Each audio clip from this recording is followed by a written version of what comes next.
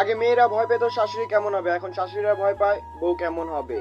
কারণ তুমি সবার প্রিয় কখনোই হতে পারবে না, কারণ তুমি টাকা নও। কুকুর যদি ঘাস খায় তাহলে বুঝতে হবে কুকুরের পেট নষ্ট হয়ে গেছে। মানুষ যখন ঘুষ খায় ও বিশ্বাসঘাতকতা করে তখন বুঝতে হবে মানুষের মনুষ্যত্ব বোধ বিলুপ্ত হয়ে গেছে। হয়তো মানুষটার অন্তর নষ্ট হয়ে গেছে। মানসিক শান্তির জন্য যে মানুষটা বেছে নেওয়া হয় সেই মানুষটা একদিন মানসিক অশান্তির কারণ হয়ে দাঁড়ায়। মানুষ বড়লোক হলে ভুলে যায় সে একদিন গরিব ছিল। টিচার হলে ভুলে যায় সে একদিন স্টুডেন্ট ছিল। নারীরা শাশুড়ি হলে ভুলে যায় সেও একদিন বৌমা ছিল। বয়স বাড়ার সাথে সাথে আমাদের হাতে পেন্সিল থেকে কলম ধরিয়ে দেওয়া হয়, আর এটাই বোঝানোর জন্য যে এরপর থেকে ভুল হলে রাবার দিয়ে মুছা যাবে না। যখন এই সমাজের যোগ্য মানুষেরা পিছপা হয়ে যায় তখন এই সমাজের মূর্খ মানুষেরা সামনের চেয়ার দখল করে নেয়। এরাই হচ্ছে মূর্খ ছাগল, এদের দ্বারা সমাজে কিছুই হয় না। একজন মা পারে 5জন সন্তানের খেয়াল রাখতে, কিন্তু 5জন সন্তান মিলে একজন মায়ের খেয়াল রাখতে পারে না। বড় মাছ নড়ে কম এবং বড় মাছে কাঁটা কম। ছোট মাছ নড়ে বেশি, এর কাঁটাও বেশি। স্বার্থবান লোকের আক্কেল কম ও নিষ্ঠুর লোকের মায়া কম।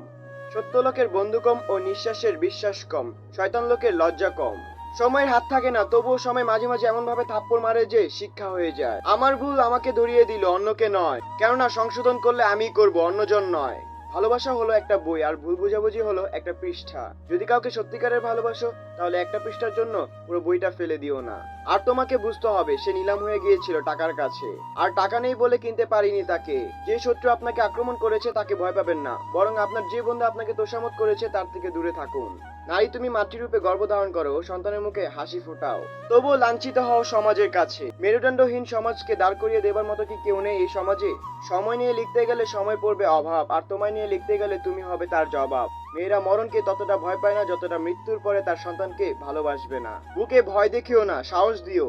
কাউকে লজ্জা দিও না, শিখিয়ে দিও। কাউকে বোকা বলো না, তাকে বুঝিয়ে দিও। রাগ করো না, বুঝতে শিখো, এটাই হচ্ছে সুন্দর মানুষের নিয়ম।